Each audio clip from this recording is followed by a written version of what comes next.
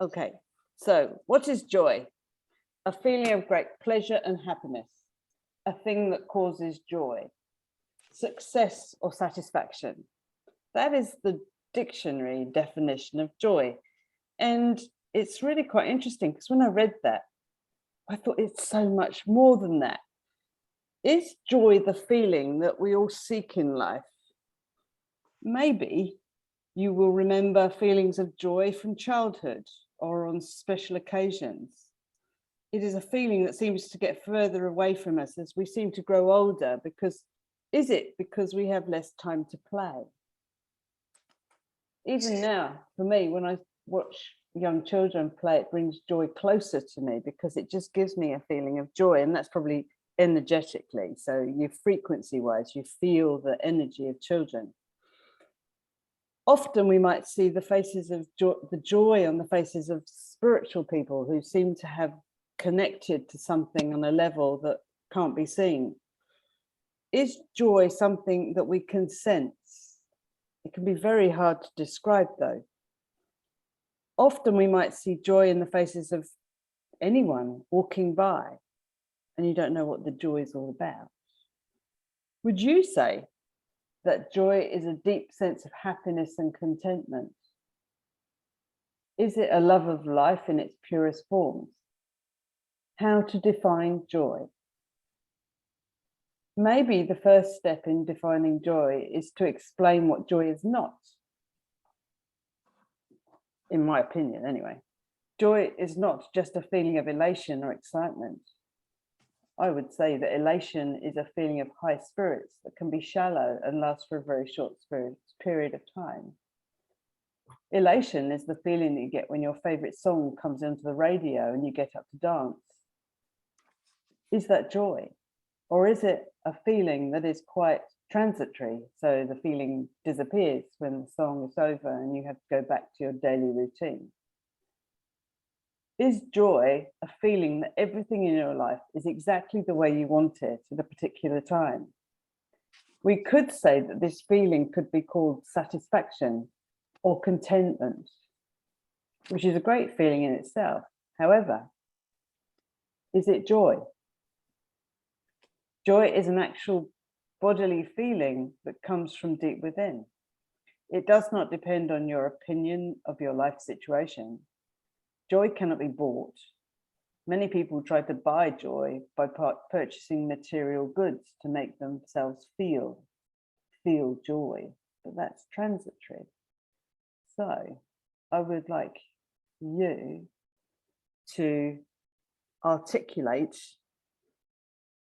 and if you can just say what joy means to you, writing it down, and then I would like you to write down the questions to answer the questions I'm going to put up on the screen. So I would like you to write down a memory of when you felt complete and utter joy. And after you've done that, I would like you to ask yourself, what would help me attain more joy in my life? Now, I'm going to give you 10 minutes to do this, and you don't have to do it in a huge amount of detail because I'm going to give you some homework, which is beneath the questions. So I'm going to give you 10 minutes starting from now.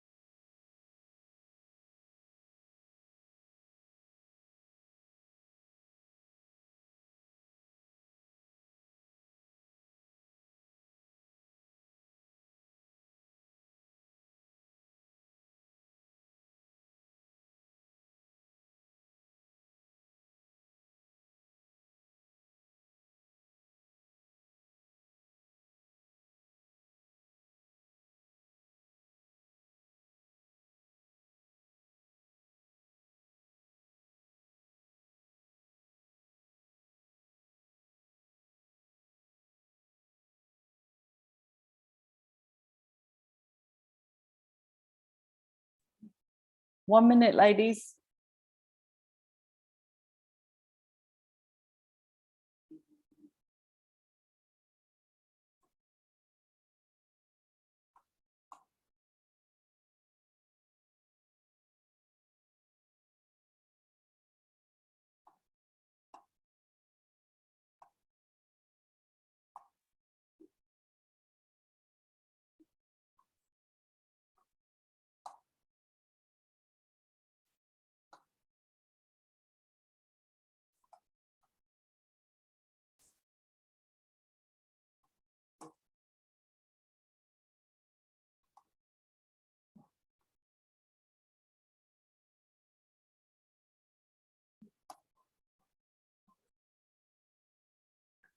Okay, okay.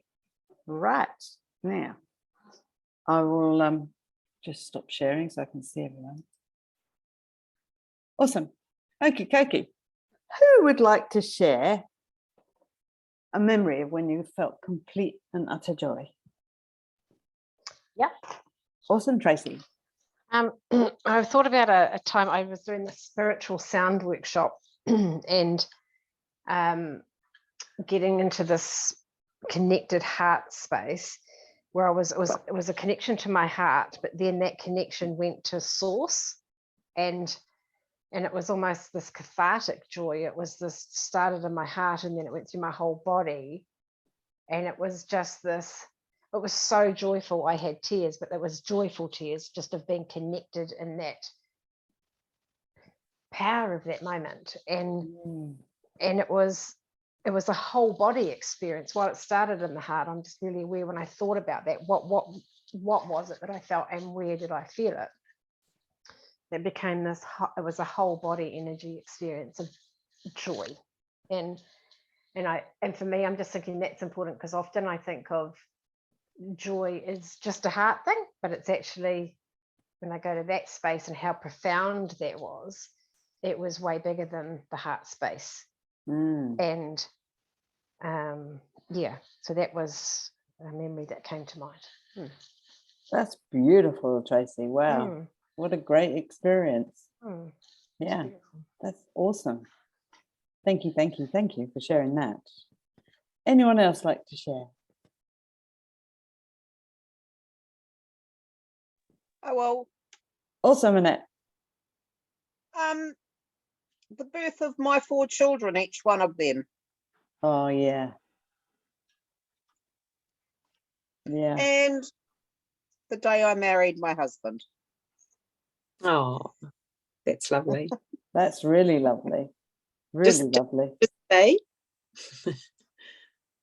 Pardon? Just the day? No, pretty much 29 years, mostly happily. Some of it not. You never get to the full 100%. That's just the reality of relationships. Yeah. Still, that's wonderful. That's very cool. Awesome. Thank you very much, Annette. That's really awesome. Anyone else? Yeah, I can share. Yes. Kate. Go.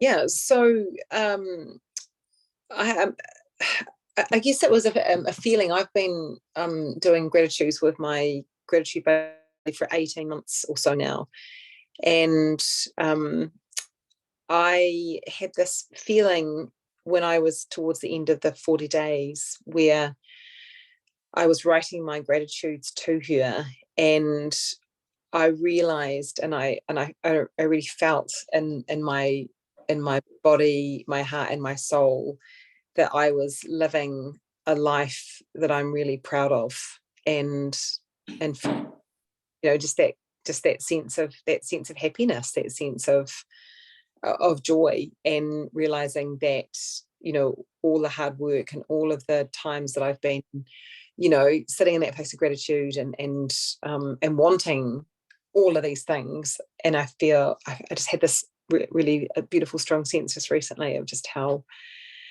lucky I am and how joyful I feel to be where I am. So yeah, it was a fairly recent one. I also thought about the walks along the beach at Paihia, the sense of freedom you know, and I miss that being up here in Auckland. Yeah. It made me realise. Yeah. But that was a beautiful exercise. I really, really loved it. I mean, I've got a list of about 15 things that I you know, so thank you for the opportunity to sit with that, because really quite beautiful. It is interesting, isn't it? Because it's not something that we often think about. So when I sort of sat down with you guys, I mean, I didn't think about I tried not to think about the questions before I set them for everyone else so I can join in. And what came to my mind was a joyful memory. Was we were in Africa and we were in a safari. So this was well over 40 years ago. And I remember spotting a cheetah going through the grass, and she had a cub in her mouth and 2 cubs on her back. And the joy of just seeing this beautiful creature in her home environment that was just doing things that you would never see. And the whole day was filled with seeing like pride of lions and seeing the impalas and the zebras and the giraffes, and it just filled me up. It's because I adore animals, I adore them, and I've always, one of my greatest wishes when I was a little girl was to go to Africa, because my dad had always talked about it very fondly. And so when we were there, the end of the day of seeing all these magnificent creatures, we were coming into, well, it was like a compound, and it was a nice sort of retreat type place, but it obviously had fences around it. But there was a tree going over the front gate, and lo and behold, there was a leopard just laying on the bough of this tree that was just going over. That just set the joy in overdrive for me. And every time I think of it, it just puts a smile on my face. And it's just, I mean, I've had so many other joyous experiences in my life. I've been very blessed, like many of us, but that was just Mother Nature. It's just, you know, just awesome.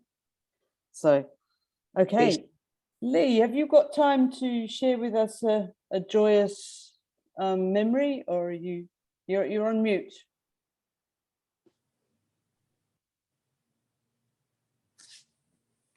You're on mute. You're still on mute. Hey. There. Yeah, yay. I think, well, as I've been cooking and doing lots of food for the last couple of weeks, I realized that cooking doesn't excite me, but the joy of feeding people, I love. Yeah. I hate all the endless things, you know, but I do love making stuff for people.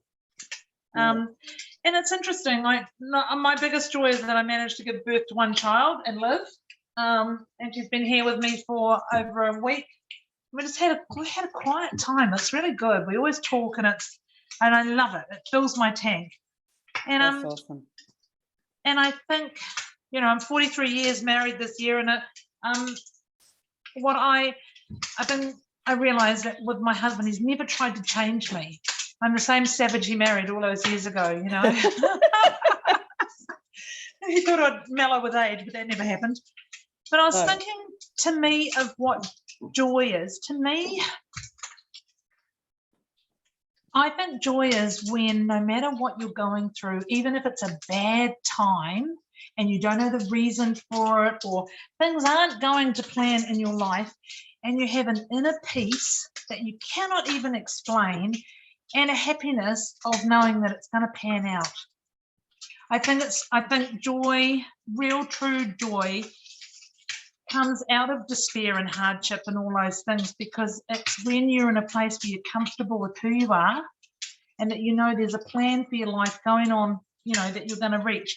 And because I know people that I've spoken to over the years have said to me that they found what true joy was, and when they told me what it was for them, and it was like unbearable things I'd gone through, and they still managed to have this inner peace and happiness inside themselves, no matter what was going on around them. And I think that if we can do that in this crazy world we're living in now, well, we can move a mountain, can't we? You know, We or a certainly rock can. that's in our way. Yeah. So I think it isn't a quick feeling because things are going good. I think it's something that's a mature thing that grows in us as we totally. I agree, Karen, with the self-love and this and just the stuff we've been doing on this detox. You know, when I stop, I have time to think, and I think, yeah, this is amazing. I've got, you know, this is here till Friday, and you know, I'm going to go hard out my next 40 days of not doing my food and stuff, adding things in. I'm going to go back to my beginning again because I had 8 days where I didn't crack it at the end. So I haven't beat myself up about that, but I feel that inner joy that I know I can do it. Yeah. I know what it does for me is excellent. And yeah, I just think, I have great hope for the next 40 days that I'm going to do. I've learned some things of how to do my fasting better. I can be even better than I was last time on getting to the place I want to get to. So yeah, no, it's good. And learned a lot from the ladies and their comments and things you write. I think you girls are amazing.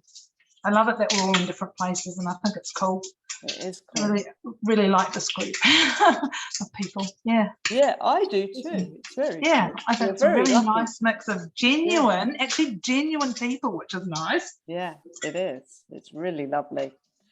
Well, thank you, Lee. Yeah, I think I'll just listen in the background because I've got so I'm thinking, oh, 8 o'clock's coming and I still have got more stuff to do. You know, It's all right. We're all out of sync today with the weather. Yeah. Oh, it's interesting. Yeah, Mm, yeah. it is awesome. Yeah. Thank you I'll very keep much, listening. Lee. I'll You're keep a listening. star. Thank you.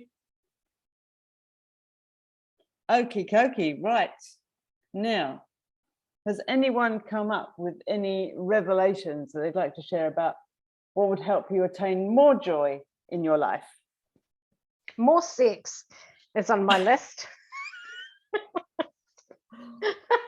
I've written that down. Need to have more of that because that creates joy. Right. It's one of my things, but I'm like, actually, it does. It's just that whole huge, the whole body becomes engaged in it, and it's like, so I'm going to put that on my homework list. That's blooming awesome. So the thing with sex is, of course, it's all about connection, isn't it? It's connecting at a very deep level, and so it's very interesting that you're seeing it as joy, because there's so many things that can bring us joy. Though the thing is we can't compartmentalize it because it's everything, really. If we can put our minds and go, well, this is a joy to do, even if it's washing the toilet or whatever, because you end up with a nice clean area. And so it's a bit like decluttering, which has been quite a thing. So it's really joyful when you've done it, when you've let go of all that stuff, and it frees up your whole being to have more space, doesn't it? Yeah. Tracy, it's great that you started off with sex, because the first thing that on my list was was kind of a combination between the two, with the sex and the connection. So what I've said down on my list is to experience more joy, follow my daily routine that I know works. And for me, I know it works when I start the day with some kind of connection with Tim. And it doesn't have to be sex, but it's nice if it is, But it can just be a cuddle. It can just be, rubbing his back, or, just having lovely warm time together. But before I then go on with the rest of the routine of my day, which includes meditation and yoga for me, and coffee. And yeah, so it's interesting, isn't it? It's like making that decision to make intimacy, and whatever that is for all of us, whether intimacy, sitting on the couch having, coffee club together, or whether it's, staying under the sheets and spending time with each other, or meditating, or whatever it is. I just think that it's, I like it when plan for those things, it's almost like the planning of it actually brings me joy, as opposed to it just always being left to chance. Because sometimes if you leave things to chance, they don't. Yes, that's very true. Or things can distract you if you don't have a bit of a plan. It doesn't have to be all planned out and everything, but you can get distracted so easily, can't you? But it doesn't mean to say that the distractions don't bring you joy. I've got 3 distractions around here at the moment that are called Peaches, Mabel, and Evie. And so they're very distracting. Luckily enough, they're downstairs right now. So I've had them all day because they can't go out. So they're demanding attention, which is joyful actually, because it actually distracts me, and yeah. Okay, Annette, anything more to add about the things that help you bring joy? Yeah, just doing things that I love to do. I've had a really I felt quite a lot of joy by the kind of close of my day with the weather closing, and I wasn't able to get back out to the garden, but that's just the way it's gone. But yeah, like, I get a lot of joy out of being in the garden, and also when I share my knowledge and skills, usually often on a one-on-one, it just for the experience of sharing without any other motive. It's just, and it's a physical sensation and experience that I have. It's like a little bit like what Tracy was saying about that energy flow, and it creates in me quite a physical sensation that I've only ever experienced when I'm doing that. So to practice love, which brings a deep sense of joy that is really unsurpassed by any other. And the love comes in so many different ways, doesn't it, Annette? And so by sharing what you can to help another is a very big part of being joyful, isn't it? Because I know when I've done workshops and things, and I love it because I get that whole energy. It nurtures a lot of parts of who, it nurtures a lot of parts of who we are. It's on multiple levels that experience takes place, and then you're often receiving gratitude from the other person or people, which just adds a whole nother dimension to the experience. Do you think that's got a lot to do with our ancestry and how we're used to being in a community where we used to exchange and everything, and so we would have had that continual flow of connection, and that in itself would have been a joy, wouldn't it? Yeah, well, I think that's really relevant and highly likely that those really deep old ways of being and existing are still with us, as we know, because we have the other side of that, where we have the things that we wrestle with and need to get sorted and put to bed and deal with.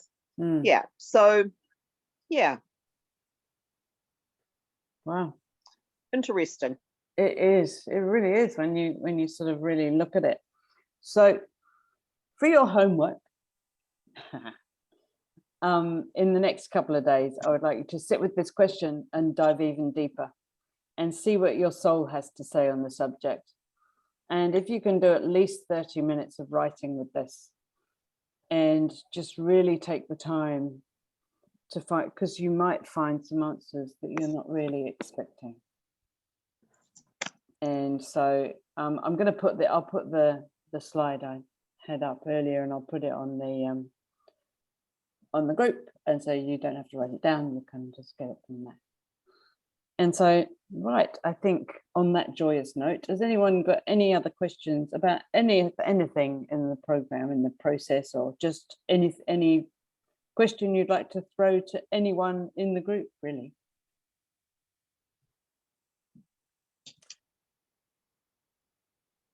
I was just going to ask in regards to the program, Mm.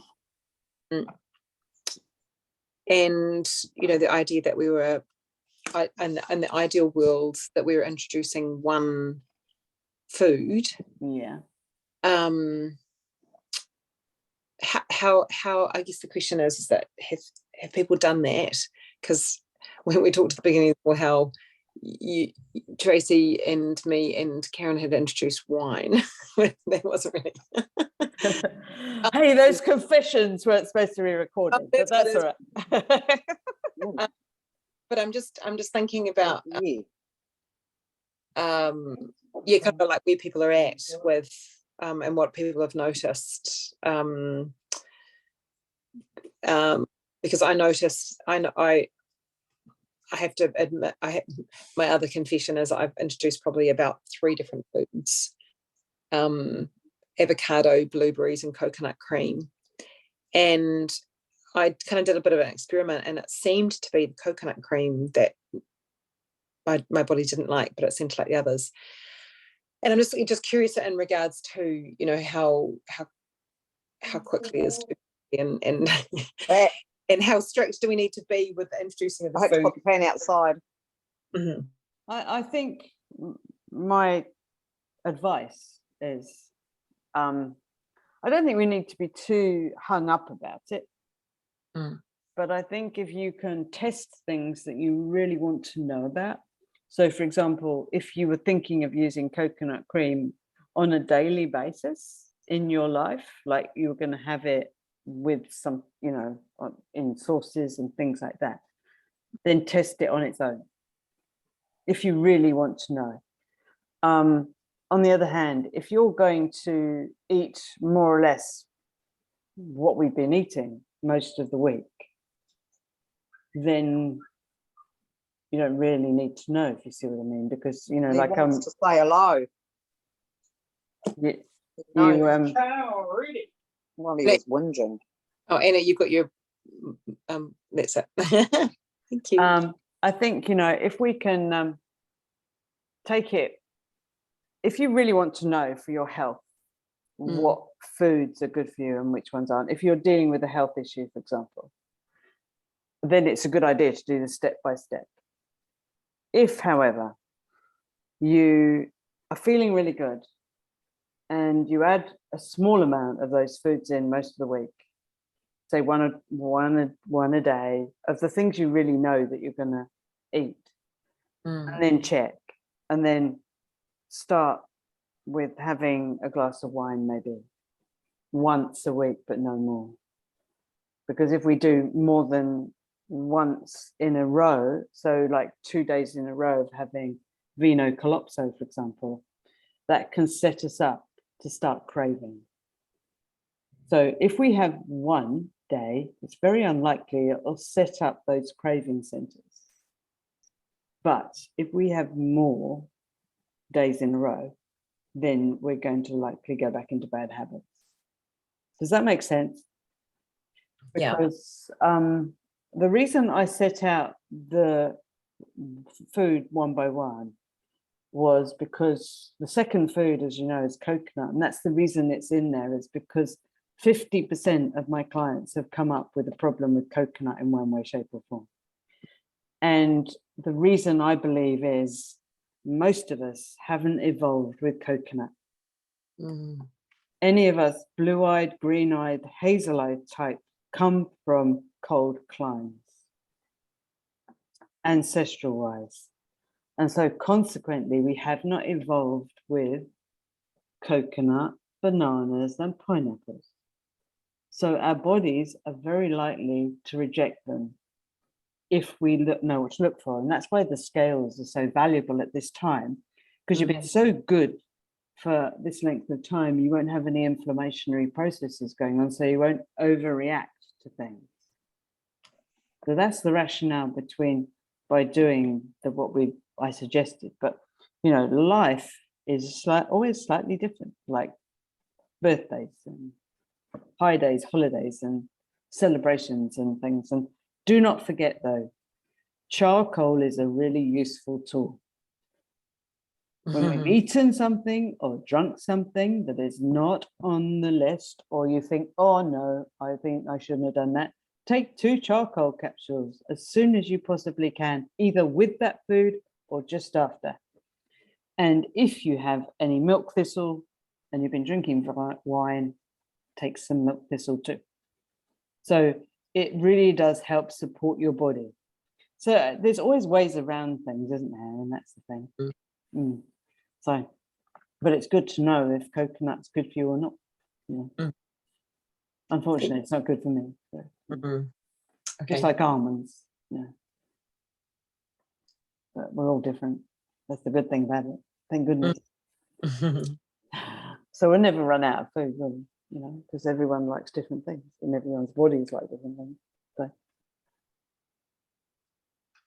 Okay. Any more questions? No? Wow. This is a short call then, isn't it? Well, shortish. I just want to say, Mm. I'm into some self-praise tonight. Good girl. I've stayed mostly just on the first stage, and I'm just having 1 meal a day. Excellent. Sometimes I have a slightly hungrier day, like yesterday and the day before I did the 2-day broth fast because I did my anything meal on Saturday night. Yeah. I'm introducing foods really, really slowly and carefully. I had to go with butter, but something else happened. It might have been the day that I did a braised beef and I put smoked paprika in it, and hello, the next morning I was up a whole kilo. Wow. So I'm going, okay, that's a bit odd. Was it the tomato? I'm pretty sure it's not tomatoes because I've always been able to eat them, or was it the smoked paprika? So then a couple of nights later, there was still a little bit of that dinner left over, and so I had that for my dinner, and the scales did jump a little bit again, but not as much. So I'm just going to recook that meal the same, but without the smoked paprika, and see what happens. Yeah, because maybe it's something in the smoking of the paprika, or even just paprika. I'd have to test that on its own.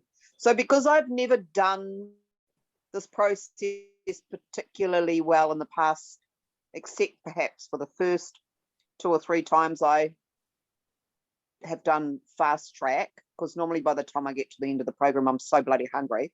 And it hasn't been that way this time. So, so I'm just going really slowly and carefully. So today I'm testing butter again and see what happens tomorrow. Yeah. Okay, so that'll be interesting. Yeah. Because I thought you'd already tested butter before, but obviously I did, but I think it might have been on the day that I did. I think I have in the past, but I just wanted to go through everything again because, like, I can't remember way back there. That's a long time ago now, like 12 or 13 years ago. Yeah, so, we weren't so strict on adding things back in one by one in those days. Yeah. Anyway, I don't remember, but I will just want to do a really good process this time because I just would like ideally for this to be my last run at losing weight and actually be able to maintain it. Yeah. Because, at 63, it's harder to lose weight for starters. It's hard on your body when you carry more weight than you ideally should. I'm only 5. I used to think I was 5'2", but I'm actually 5'1". So, that doesn't leave the capacity for really a lot of weight to be carried around. So, and I'm noticing it I have been noticing it in my knees for a couple of years, right? That I have to be careful with the action that I put my knees through. I had to stop jumping forward in yoga because it was playing havoc with my knees. Okay. And sometimes going downstairs. So, the more weight I get off my hips, knees and ankles, the better it's going to be for me. Yeah. Yeah, absolutely. Yeah, I mean, there's so many benefits to being your ideal weight, really. in so many ways.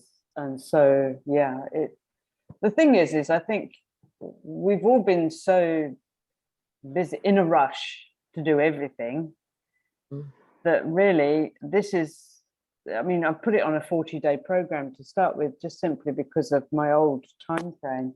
But really and truly, this is a lifestyle that we're looking at, really, is developing a lifestyle where you're eating healthy most of the time, but it means you can also splurge out. You know, you can do your one day a week where you have what you like, and so you don't feel that no, it's not depraved, is it? It's sort of like Deprived. Deprived, yeah. So it's really important that we don't do that, because we want to enjoy our lives and we don't want to have joy, and we don't want the joy to go out of food as well, you know, because the joy of eating something really delicious and like a glass of beautiful red wine, for example, we don't want to deprive ourselves totally of that. So that's what life's little joys are all about, isn't it? So that's what I think is really important. Yeah, food is one of the beautiful things that we get to enjoy. Absolutely. About, you know, living life on Earth. So, but yeah, and also sharing it with others, you know, like Lee's busy cooking for others, and that's part of her joy, and that is part of the joy of being with others, is cooking together, eating together, and being together, you know. Yeah, definitely. Yeah. But I mean, it's really been great, this program, because it's probably the first time on one of the programs that I have been the least hungry.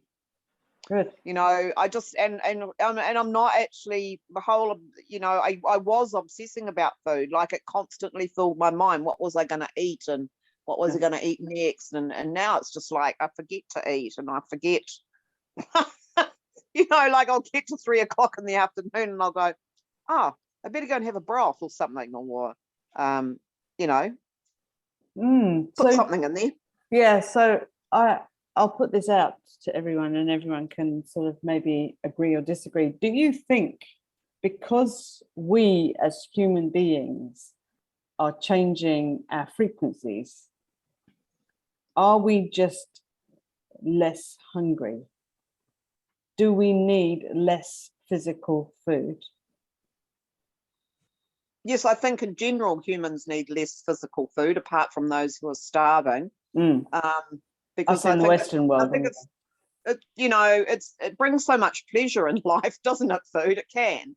I'm not saying it brings us joy, but it's one of those pleasurable things that we can do. And there's so many great tastes to be had these days, with, you know, access to a much wider range of food than anything our parents had.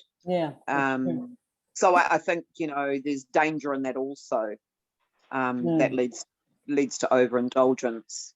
Yeah I mean, what I've been reading is that, you know, as we on the planet, as we as human beings rise up on the frequency levels, is we need less dense food, which is why things like broth and fasting and things like that are becoming much more into our awareness. So yeah, anyone got anything to say about that one? Yeah, definitely happier with less. It feels good. One meal a day to me, anyway. It does. It feels good. I'm noticing that I'm feeling like I want my one meal of the day to be about 4 o'clock. Yeah. And when I do a meal, I quite like you know, that looking forward to it before the evening it rolls in. Yeah.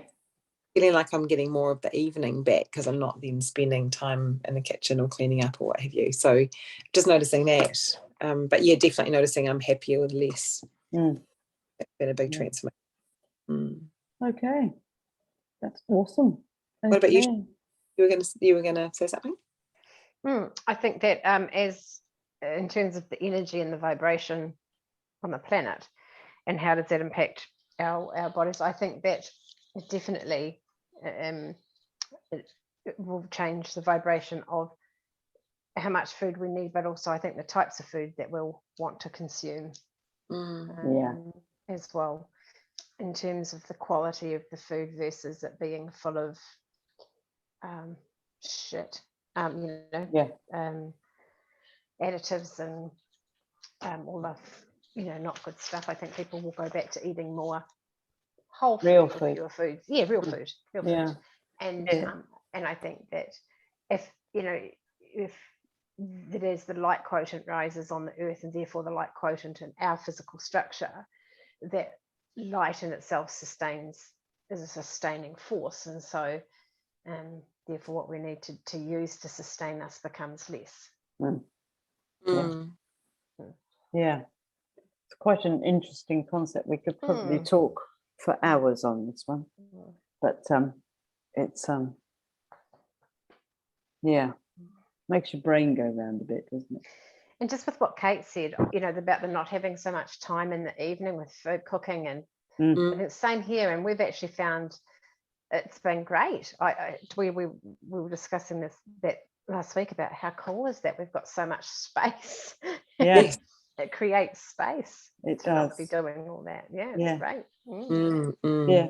And Lee's at today, right?